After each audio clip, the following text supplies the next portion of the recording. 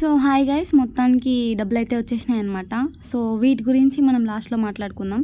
ఈరోజు మేమైతే కోకాటూర్ వెళ్తున్నాము. ఇది డే 1 టూర్ అనమాట. మొత్తం 4 డేస్ ఉన్నాయి.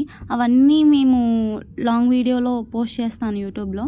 సో మీరు వెళ్ళి తప్పకుండా సబ్స్క్రైబ్ చేసి మన వీడియోస్ అన్నీ చూసేయండి. సో ఈరోజు మేమైతే అనంతరాజపేట వెళ్ళినాం అనమాట, హార్టికల్చర్ రీసెర్చ్ స్టేషన్కి. అక్కడ వెళ్తే మమ్మల్ని ఫస్ట్ ఆడిటోరియంలో కూర్చోబెట్టినారు. తర్వాత ఒక మేడం వచ్చి అన్నీ చెప్పారనమాట. ఆ గ్యాప్లో మేమైతే ఇట్లా సెల్ఫీ వీడియోస్ అయితే తీసుకుంటున్నాము, నేను రోష్ని, అక్కడ రోష్ని అనమాట. సో మొత్తానికి మేడం అయితే వచ్చింది. ఏవి కూడా రెడీ చేసి పెట్టినారనమాట ప్లే చేయడానికి ప్రొజెక్టర్లో. మొత్తం వాళ్ళు ఏమేం కల్టివేట్ చేస్తారు, వెరైటీస్, ఫ్రూట్స్, వెజిటేబుల్స్, ఫ్లవర్స్ మొత్తం అందులో ఉన్నాయన్నమాట. మొత్తం చూపించినారు. సో హ్యాపీగా మేము కూడా దాన్ని చూసేసినాము.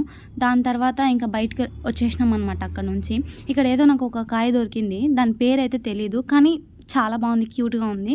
అక్కడ కాయల చెట్టు చూస్తే చూడండి, అంత పెద్ద, అవన్నీ కాయలే అనమాట. నేను చూసి షాక్ అయినా, ఫస్ట్ టైం నేను అది చూడడం. దాని పేరు తెలీదు. మొత్తానికి అదైతే చూసి వెళ్ళిపోయినాం అనమాట. ఇంకా ఆడిటోరియం నుంచి వచ్చేసాక ఫీల్డ్కి అయితే తీసుకొని వెళ్ళారు. అక్కడ కూడా ఏమేమి పండిస్తారు అవన్నీ చూపించినారనమాట. ఇంకా వీళ్ళైతే మా వాళ్ళు చిన్నగా నడుచుకుంటూ వస్తున్నారు. బికాజ్ ఎండలు మామూలుగా లేవండి, చాలా ఎక్కువగా ఎండలు కాస్తున్నాయి. ఎండకు ఇంకా చిన్నగా నిదానంగా నడుచుకుంటూ వస్తున్నారు. వీళ్ళేమో ఆపట్లేదు చెప్పడము, వీళ్ళే చెప్పుకుంటున్నారు, మా వాళ్ళు వెనకాల మాట్లాడుకుంటూనే ఉన్నారు. సో మొత్తానికి అలా మాట్లాడుకుంటూ వాళ్ళు చెప్పింది వింటూ అలా వెళ్ళిపోతున్నాం అనమాట. వెజిటేబుల్స్ కూడా చాలానే ఉన్నాయి ఇక్కడ.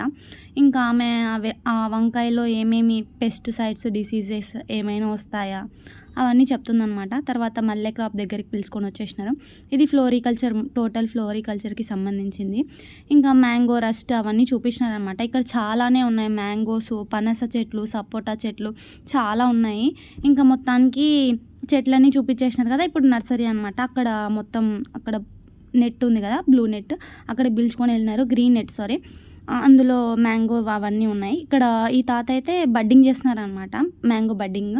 ఇంకా కొంతమందికి కళ్ళు తిరిగింటే మేమైతే గర్ల్స్ హాస్టల్ దగ్గరికి వెళ్ళి ఇంకా సాల్ట్ వాటర్ తీసుకొని రావడానికి అయితే వెళ్ళినాము.